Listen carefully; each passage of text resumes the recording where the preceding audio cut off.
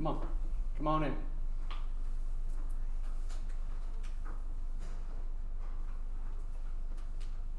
All right. Start it. How many of you are blessed with wonderful aunts and uncles? I was. I'm from Oklahoma, and I got to say, some of my uncles were just plumb crazy. Tonight, I'm going to tell you about two of my uncles, Uncle Kenneth and Clifford, and one of their adventures.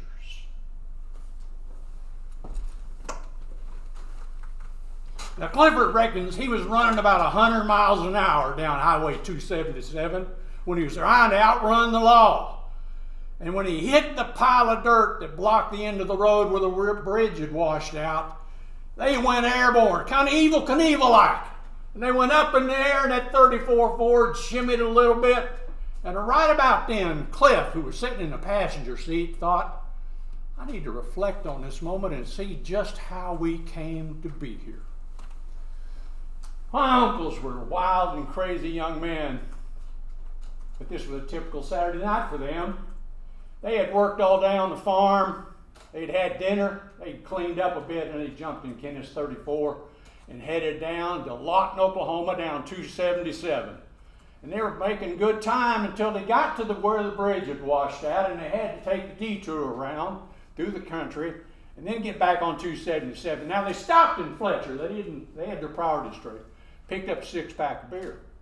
On the way to Lawton, they downed most of those beers, so by the time they got to the Red Dirt Grill and bar, they were feeling no pain. And they walked in, and it was looking like a wonderful evening, like here tonight. It was a full house. The band was a-playing, and my buddy Kenneth spotted Cheryl McMurdy sitting at the bar.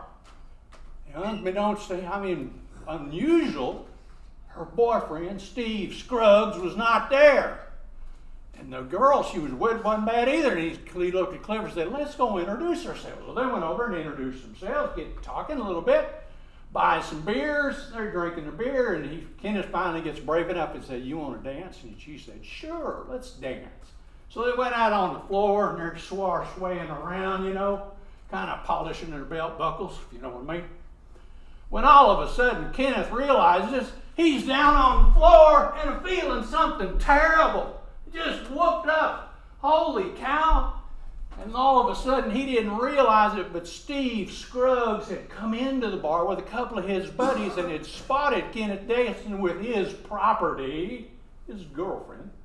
And he, being the low-down snake in the grass piece of trash that he was, had to whack my uncle with a chair and knocked him clean down to the floor. Now, he was about to whack him again when Uncle Cliff come off the bar stool and went across the bar and hit him and knocked him down. Holy cow. Next thing you know, it's Fist City. And the next thing you know, unfortunately, because the bartender called the cops, the county sheriff walks in, and wouldn't you know it, it's Dwayne Scruggs, Steve's daddy. Holy cow. Kenneth said, we got to get out of here. And he looks at Kenneth, he looks at Clifford and said, let's get out of here. And they went out the back door and jumped in his 34 Ford and fired that mother up and took off. Whew. Well, by the time they got the story straight and whatever, they had a little bit of a head start on Dwayne. But Dwayne had a big Mercury, and he was pretty fast with it. And now they were running about 90 miles an hour back up 277 when they went through Fletcher. Thank God nobody was on the streets. And they were running so fast that they ran right by the detour. And about a mile or so down the road, they went, oh my gosh, we're in big trouble. The police car is catching up with us, and we got to jump this bridge because we got no place to go. And they said, we're trapped. And Kenneth looked out and said, I can stop this car and let you out, but I'll get caught. And he said, I'm going on. We're going to see this through, buddy. You think this is crazy? Tell Grandma and Grandpa I love them. Let's do it. So that's what happened. Back in the car. When they were skyborne, they were looking through the windshield and they saw nothing but stars. Then they come down and were looking at nothing but asphalt.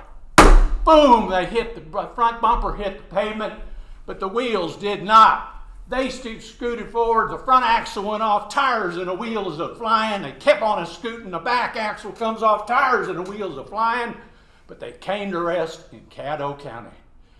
Whew. The sheriff pulls up behind them, flashes his light across the creek and said, "Boys, that's a mighty fine flying right there, I reckon, but I recommend you Yoders stick to plowing, okay? You ain't going to make fighter pilots. I'll see you the next time you're back here in Comanche County."